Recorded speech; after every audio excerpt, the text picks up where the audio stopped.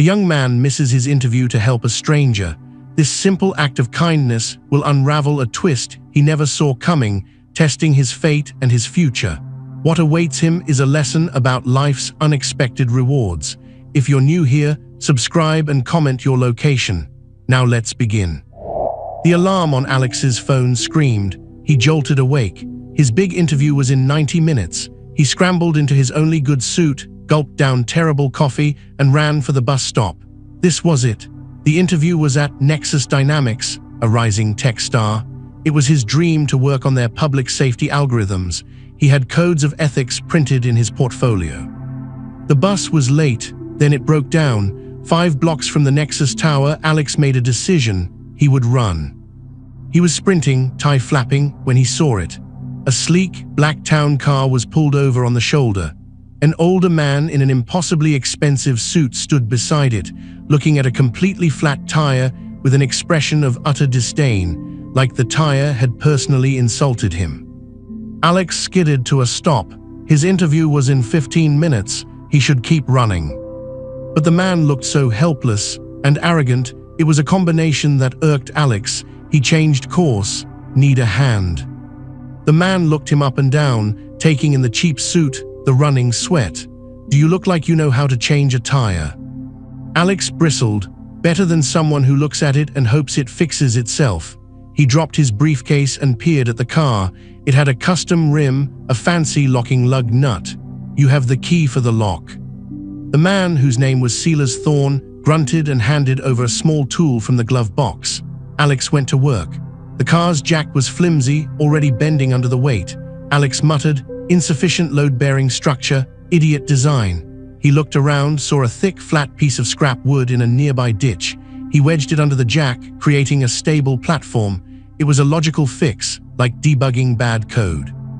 As he worked, Silas watched, intrigued. The boy was efficient, his movements precise. Running late for something? Silas asked, knotting the suit. Job interview, Nexus Dynamics.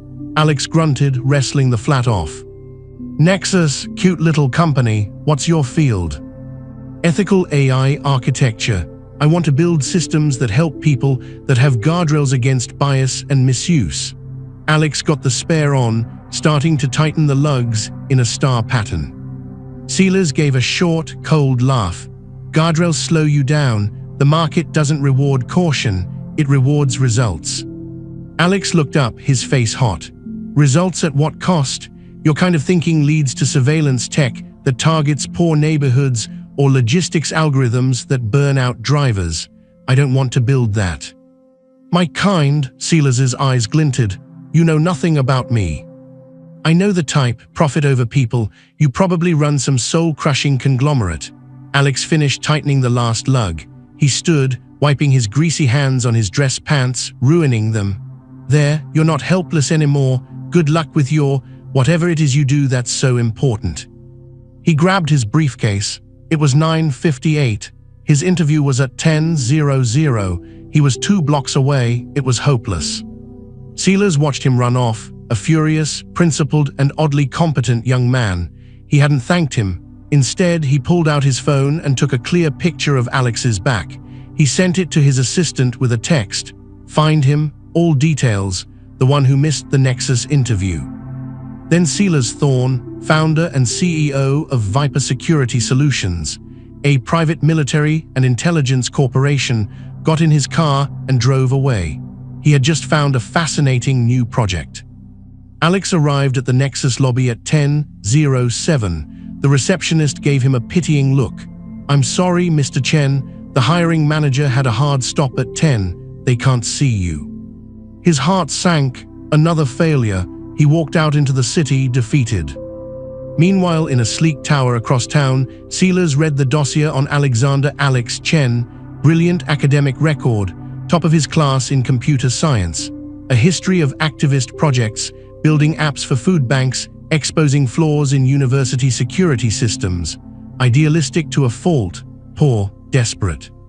He argued with me, Silas said to his head of acquisitions, a sharp woman named Victoria. He had fire, and he fixed a problem with elegant logic. He saw the system flaw and patched it. He missed his interview. Nexus was going to offer him a junior position in their ethics division, Victoria said. Ethics, Sealers sneered, a department designed to make people feel better about doing the wrong thing slowly. He leaned back. I don't want to offer him a job, I want to own his potential. By Nexus. Victoria didn't blink. It's a tech firm, Sealers, not a defense contractor. Their board won't sell. Make them an offer they can't refuse. Use the Blackwood Fund. Do it quietly, then clean house. I only want one asset from the whole company, him. 2 weeks later, Alex was still job hunting, feeling more hopeless. Then, a letter arrived on thick, expensive paper. It was from Nexus Dynamics. His heart leapt. An apology, a second chance. He opened it. It was a formal offer of employment. His title was Associate Systems Architect. The salary was triple what the original job had posted. The benefits were staggering, but the letterhead was different. It now read, Nexus Dynamics, a subsidiary of Viper Holdings. Confused, Alex went online. Business news sites were buzzing. Viper Holdings acquires Nexus in surprise takeover. Ethical tech firm swallowed by private military giant. Ice filled Alex's veins. Viper, the mercenary company, the one involved in scandals, the man in the suit. It couldn't be a coincidence. He called the number on the letter. A smooth voice answered, Mr. Chen's office. I got a job offer. There must be a mistake. No mistake, Mr. Chen. Your employment is effective immediately. Your orientation is tomorrow at 9 a.m. at the Viper headquarters, not the Nexus building. The line went dead. It wasn't an offer, it was a summons. The next day, Alex stood in the stark, modern lobby of Viper HQ. It felt more like a fortress than an office. He was led to a sterile lab, not an office cubicle. A project lead handed him a tablet. Your first project. Optimize this facial recognition suite for low-light, high-stress environments, for urban pacification. Alex stared. Pacification? You mean crowd control? This is for military use. The application is not your concern. The optimization is. Your code is due Friday. Alex felt sick. This was the antithesis of everything he believed in. He was a prisoner in a gilded cage. He tried to refuse. He was told his employment contract, which he'd never signed, had a non-compete and a liability clause that would leave him bankrupt if he quit. Viper owned him. He met Sealers Thorne again a week later. Sealers toured the lab, stopping at Alex's station, making progress. Chen. This is wrong, Alex said, his voice low with anger. You bought a company just to trap me here. I acquired potential, Sealers corrected. You have a mind that sees systems, but you cling to childish morals. I will teach you to see the real world, where strength is the only ethic. You're a monster, Alex spat. Sealers smiled, a cold, pleased smile. And you, Mr. Chen, are my new pet project. Break your principles, then we'll see what you can really build. Alex was trapped, but he wasn't broken. He looked at the code on his screen, the pacification software, and a dangerous idea began to form. If he was forced to work on their systems, maybe he could build in a few guardrails of his own, not to stop them, but to turn them. The war wasn't on a battlefield, it was in the code, and Alex had just been drafted. Life inside Viper HQ was a sleek, soulless nightmare. Alex's lab was a glass-walled box, constantly observed. His apartment, paid for by Viper, was a beautiful cage in a secure building. Every line of code he wrote was monitored by a system called Watchtower. He was a prisoner with a platinum keycard. But Alex's mind was a prison break waiting to happen. He couldn't openly rebel, so he started to subvert. The project was Project Sentinel, the low-light facial recognition software. Officially, he worked on optimizing the image scrubbing algorithms, but in the hidden layers of the code, he began to weave a different logic. He built a subtle bias for blurring. In certain pixel pattern configurations, patterns that matched the headscarves, hairstyles, and facial structures most common in the very conflict zones Viper operated in, the software would fail to get a clear read. It would introduce a 2% processing lag, a random error that would log as a hardware issue. He called his hidden code the Veil.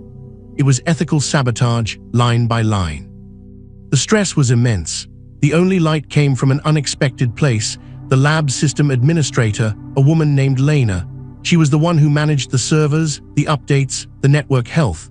She was sharp, sardonic, and had shadows in her eyes that mirrored his own. She'd bring him coffee, her fingers brushing his, a spark of shared understanding passing between them. "Another thrilling day building the future of warfare, Chen?" she asked, her voice dry. "Just trying to make the world a safer, more ambiguously blurry place," he'd mutter back. Their chemistry was a quiet, charged thing in the sterile environment, a shared look of disgust during a corporate propaganda video from Sealers, her hand lingering on his shoulder when she leaned over to check a server log. It was the only human connection in the metal and glass wasteland. One day she slid into the chair next to him. "Watchtower has a blind spot," she said softly, not looking at him, her eyes on her own screen. "Data archival. It's so focused on real-time code monitoring, it only deeply scans archived project files once a week, on Sunday at 3 a.m.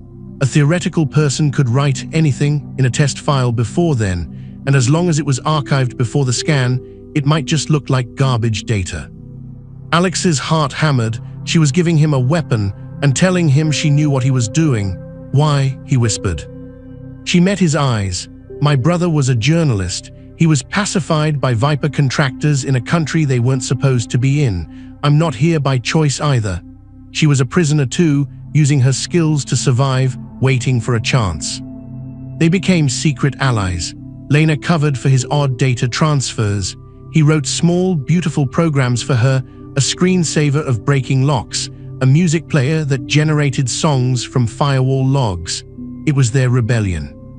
Sealers, meanwhile, was watching Alex's progress. The project was moving, but slower than expected. The errors were frustrating. He summoned Alex to his office, a room with a view of the city that felt like a throne room. "Your work is adequate, Chen, but it lacks ambition. I didn't bring you here to be adequate. I brought you here to be brilliant, to see the power you hold at your fingertips." Sealers leaned forward. "I have a new assignment, Project Pinpoint. It's a drone targeting liaison system. It takes Sentinel's IDs and links them to a kinetic response. I want you to work on the latency reduction, make the trigger faster." Alex felt the blood drain from his face. He wasn't just blurring faces anymore. He was being asked to sharpen a bullet. I can't." "You can and you will," Sealers said, his voice pleasant but final. "Or your mother's very nice, very vulnerable apartment building will have a catastrophic and entirely coincidental gas leak. Do you understand systems now, Alex?" It was a direct threat, the ruthless logic of Sealers' world. Alex understood perfectly. He nodded, numb. He went back to the lab. Lena saw his face. What did he want? Alex told her, her face paled. "You can't do it." "I have to," he threatened. "My mom." He put his head in his hands. "I can't build a faster way to kill people." Lena was quiet for a long time. Then she said, "What if you built a way to stop it?" She laid out a plan, audacious and dangerous. Project Pinpoint, like all systems, would need to be tested. It would require a live-fire drill, a simulation in a controlled environment. Viper had a private testing ground in the desert. If theoretically, during that test, the system were to experience a catastrophic cascading failure, a failure that corrupted its core target acquisition protocols and sent a ceasefire loop to every linked weapons system, it would be a major setback. It would take them months to rebuild. And the blame, she said, her eyes gleaming, would fall on the original Sentinel software, which has been having all those unfortunate little errors. They'd scrap it. They'd have to start over. Alex stared at her. She was talking about destroying the project from the inside, about using his forced labor to build a self-destruct button. It was treason against Viper. If they were caught, they'd disappear. "The Sunday blind spot," he said slowly. "We'd have to write the kill code and archive it before the scan, then trigger it remotely during the test." "I can get you a one-time encrypted data burst to the test server," Lena said. "A 5-second window.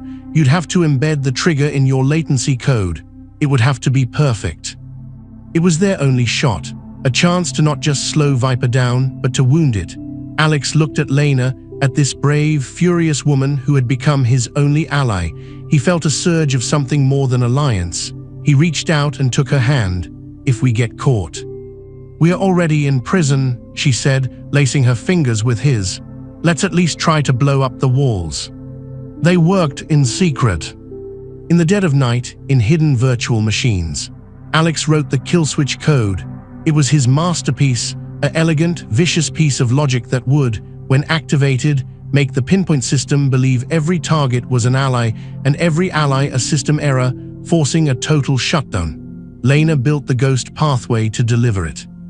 The day of the live fire test arrived. Sealers himself was going to observe. Alex and Lena were in the lab, monitoring the data feeds. Everything looked normal. Alex's improved latency code was running. Hidden inside it was the bomb. On the video feed, they saw a desert range. A drone was in the air. A target dummy was on the ground. The order came, engage. Alex held his breath. He nodded to Lena. She initiated the burst. The encrypted packet shot through the system. On screen, the drone locked onto the target. Then it wobbled. The targeting laser flickered. A system-wide alert flashed across every Viper screen in the room. Target acquisition error, protocol corruption, mandatory ceasefire initiated. All SYSDMS offline. In the desert, the drone powered down and landed harmlessly. In the observation booth, Sealer's Thorn stared, his face a mask of cold fury. He turned from the window and looked directly at the camera in Alex's lab. He knew. Alarms blared in the HQ. Security lockdown. "We have to go now," Lena said, grabbing Alex's hand. She led him not to the exit, but to a maintenance duct. She disabled the alarm for weeks ago. They crawled into the bowels of the building. They were fugitives inside the fortress. Sealers' empire had a crack in it, and they were in the crack. They had wounded the beast. Now they had to escape its teeth. The maintenance ducts were a claustrophobic maze of metal and dust. Lena led the way with the certainty of someone who had studied blueprints for months, waiting for this moment. Alarms whooped faintly through the walls of Viper HQ. Alex's heart hammered against his ribs, not just from fear, but from the adrenaline of what they'd just done. They had broken the weapon. "He knew it was me," Alex gasped as they crawled. "He suspected," Lena corrected, her voice tight, "but he can't prove anything yet, not until they dissect the code, and we'll be gone here." She stopped at a junction, pried open a small vent cover, and dropped down into a dark server room. It was a backup hub, cool and humming. This was her domain. She went straight to a terminal, her fingers flying. "What are you doing?" Alex whispered. "We have to run." "Running isn't enough," she said, her eyes glued to the screen. "He'll find us. He'll make your mom disappear. He'll make my family disappear. We have to burn the house down with him in it." She plugged in a hardened drive. "I've been siphoning data for a year. Financial logs, black site locations, contracts for operations that violate international laws. The pinpoint test failure will trigger a system-wide diagnostic. For about 90 seconds, security protocols will be focused inward, looking for the internal flaw. In that window, I can blast this data packet out to every major news outlet, intelligence agency, and rival corporation on my list." It was the nuclear option. Exposing Viper would cause chaos, bury Sealers in investigations, and hopefully make hunting 2 rogue employees the least of his problems. "Do it," Alex said. Lena initiated the sequence. A progress bar filled on the screen, 10%, 30%. The air in the room felt charged, 70%. The server room door hissed open. Sealer's Thorn stood there, flanked by 2 hulking security men. He wasn't angry. He looked intrigued, disappointed but intrigued. He held a small tablet. "A cascading failure," Sealers said, stepping inside. "Elegant, truly, a logic bomb. I underestimated you, Alex. I thought you'd break to my will. Instead, you tried to break my will." He glanced at the screen. "And you, Lena, I knew you were a leak. I kept you close to see what you'd try to plug into. This is ambitious." The progress bar hit 90%. Lena's hand inched toward a physical kill switch under the desk. "Don't," Sealers said calmly. "The moment you do, my men break both his hands." He'll never code again. Is your crusade worth his talent? Alex stepped in front of Lena. It's over, Silas. The data is gone. People will know what you are. People know what I am, Silas smiled. They just don't care until it's in a neat package, and your package won't arrive. He nodded to the tablet. The outgoing data burst was intercepted at the firewall. My firewall. All you've done is given me a list of my enemies. Thank you for that. The progress bar completed. Transmission failed. Lena's shoulders slumped. Now, Silas said, his voice turning businesslike, you have both proven to be more trouble than you're worth as employees, but you have also proven your ingenuity. That has value. So new options. Option 1, you are erased tonight. Option 2, you continue your work not in a lab but in a very comfortable, very secure off-grid facility. No more pretenses. You will build what I ask for as long as I ask. Your families will be left in peace, in ignorance. Choose. It was a worse prison, a permanent one. Alex looked at Lena. He saw no fear in her eyes, only a defiant fury. He thought of his mother, living her quiet life. He thought of the blurry faces in his code, the people he'd tried to protect. He couldn't build bullets for this man. There's a third option, Alex said, his voice surprisingly steady. Oh, Silas raised an eyebrow. You let us walk out of here, right now. Silas laughed, a genuine sound of amusement. And why would I do that? Because if you don't, Alex said, meeting his gaze, the real failsafe activates.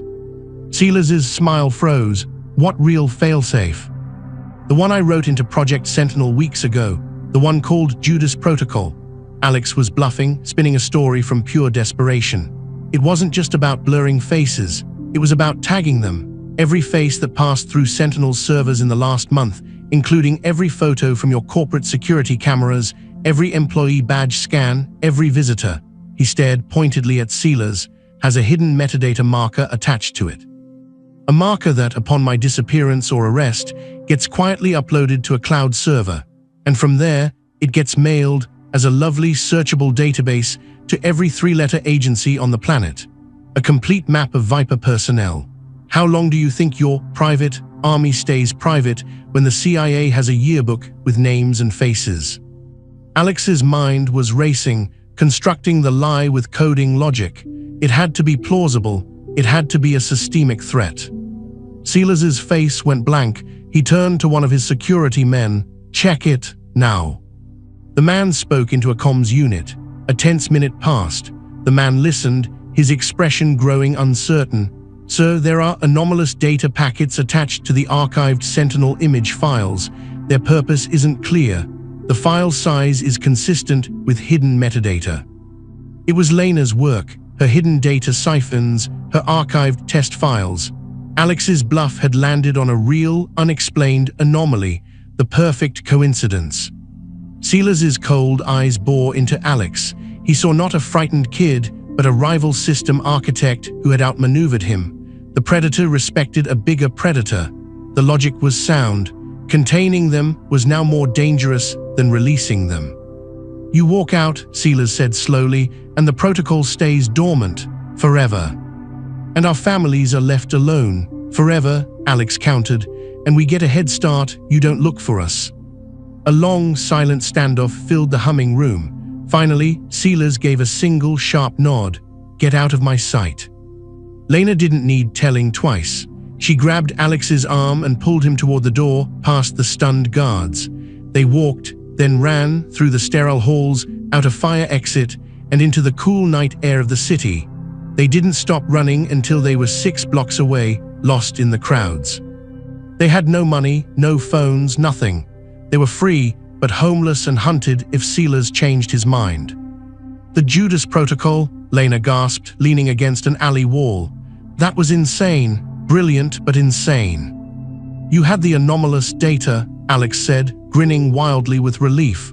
I just gave it a scary name. They used a payphone, which still existed in one dusty corner of the city, to call the only person Alex trusted implicitly, his old college roommate, Ben, a journalist for a small, scrappy online news outlet. An hour later, Ben picked them up in his beat-up car. In his tiny apartment, over bad pizza, they told Ben everything. He listened, his eyes wide. You have to go public. Now, not with the big data dump, but with the story, your story, a human story. It's the one thing a corporation like Viper can't hack or buy. Ben worked through the night. Alex and Lena provided details, proof, screenshots Lena had saved, Alex's hidden veil code fragments. Ben wrote the article. It wasn't about the terabytes of financial crimes. It was titled, The Code of Conscience, How a PMC Kidnapped a Coder to Build Its Weapons. He published it at dawn. The effect was electric. The dry financial data sealers had intercepted would have been a page 17 story, but a personal narrative, a young man missing an interview to help a stranger, only to be forcibly acquired, forced to work on lethal tech. His mother threatened. It was a viral bomb. It was human, relatable, and terrifying. News outlets picked it up. CNN, BBC, The Guardian. Senators demanded inquiries. The Department of Defense launched a review of all Viper contracts. Silas Thorne wasn't just a businessman anymore. He was a Bond villain in the public eye. The pressure was too great. To save his core military contracts, Viper Holdings publicly denounced Silas Thorne's rogue management, threw him to the wolves, and shuttered the Nexus division. A massive public audit began. Alex and Lena were safe, hidden by the spotlight. 6 months later, the dust had settled. Silas was facing multiple federal investigations, his assets frozen, his empire in ruins. Alex and Lena were in a new city, in a small apartment that was truly theirs. They had started their own tiny firm, Guardian Logic. Their mission, to audit and build ethical safeguards for AI and security software. Their first client was a major humanitarian NGO. One evening, they were working on a proposal. Lena looked over at Alex. "You know," she said, "that tire you fixed, worst career move ever, and the best thing that ever happened to me." He smiled, putting down his laptop. He walked over and pulled her up from her chair into his arms. The chemistry that had sparked in a prison of glass and steel now burned warm and bright in their freedom. He kissed her deeply, a kiss that tasted of late nights, shared danger, and a future they had stolen back together. "I have a theory," he murmured against her lips. "What's that?" "That helping a stranger is never the wrong code to run. You just have to be ready to debug the hell out of the consequences." She laughed, and the sound was the sweetest noise he'd ever coded. They were not heroes in the traditional sense. They were survivors, they were architects, and they had learned that in a world run by ruthless systems, the most subversive act was to hold onto your code of ethics and to find the one person who speaks your language in the silence.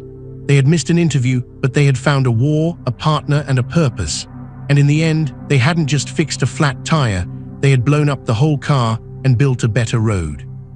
The media storm was a shield, but Alex and Lena knew it wouldn't last forever. They used the time wisely.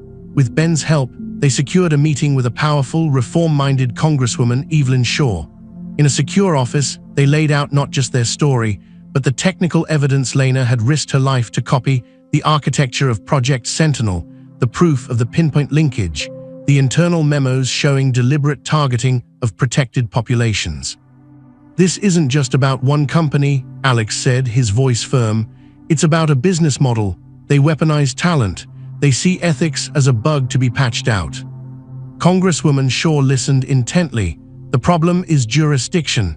Their contracts are global, layered through shell companies." Lena leaned forward, then hit them where they are legal, their US banking partners, their corporate charters. The moment they violated their own contractual terms with the Department of Defense by engaging in human trafficking, forcing Alex to work under threat, they opened themselves up to RICO statutes. A plan formed, bigger than a news article. Shaw launched a formal subcommittee investigation. The testimony of the kidnapped coder and the sysadmin became a cornerstone. Alex, once terrified of public speaking, found his voice describing the cold logic of Silas's threat. Lena, with calm precision, outlined the digital prison they'd been kept in. The legal avalanche began. Viper's stock plummeted. Their board, desperate to survive, offered up Silas and his inner circle in a plea deal. Silas Thorne was indicted on charges of kidnapping, coercion, fraud, and violations of the Arms Export Control Act. The day the indictment was unsealed, Alex and Lena watched the news in their new apartment. They didn't celebrate, they just held hands, feeling the strange quiet of a battle ended. A week later, a courier delivered a simple, unmarked envelope. Inside was a single sheet of high-quality paper. The message was typed, unsigned. The flaw in your Judas Protocol bluff was its elegance. It was a threat a better man would have built. You are that better man, a waste. S. It was a chilling compliment from the ruins of his empire. Alex burned the note. With the settlement from the lawsuit against Viper, which their lawyer, a shark named Jessica who loved taking down bullies, had secured, Alex and Lena fully funded Guardian Logic. They didn't just consult, they built. Their first major project was Haven, an open-source encryption and anonymization suite designed for humanitarian workers and journalists in conflict zones, the exact opposite of Viper's work. The chemistry between them deepened into a partnership that was romantic, intellectual, and unshakable. One night, over lines of code for Haven, Lena looked at him. "You realize," she said, "we're building guardrails for the whole world." "Somebody has to," he replied, "and I know a great sysadmin who can make them unhackable." He pulled a small box from his pocket, not a ring, a USB drive engraved with a single line of code, "If partner equals Lena, life complete." She laughed, a full, joyful sound, and kissed him. "It's about time. The runtime on my patience was getting low." They married in a small courthouse ceremony with Ben and Congresswoman Shaw as witnesses. It was quiet, real, and perfectly theirs. Years later, Guardian Logic was a respected, if small, force in tech ethics. They had a daughter, Maya, who at age 5 was already taking apart alarm clocks to see the music. One sunny afternoon, Alex was helping Maya with a simple puzzle game on a tablet. It was about getting a lost cat home, avoiding obstacles. "See, sweetie," he said, "you have to think about what the cat sees. You have to build a safe path." Maya, with fierce concentration, solved the level. She looked up at him. "Daddy, did you ever build a path for a lost cat?" He thought of a rainy day, a flat tire, and a choice that detoured his entire life into danger, love, and purpose. He smiled. "Yeah, pumpkin, I did, and it was the best line of code I ever wrote." The empire of Sealer's Thorn was gone, dismantled by law and exposed by truth. But from its ashes, Alex and Lena had built something more enduring, a tiny, resilient kingdom of conscience. They hadn't just escaped a monster, they had used the monster's own tools to build a sanctuary. And in the quiet hum of their work, in their daughter's laughter, in the safety of their shared life, they heard the only code that ever really mattered, the one that chooses people over power every single time. Thank you for watching. Would you have stopped to help, even if it meant losing your biggest opportunity? Let me know in the comments where you're watching from, and subscribe for more stories where a single choice changes everything.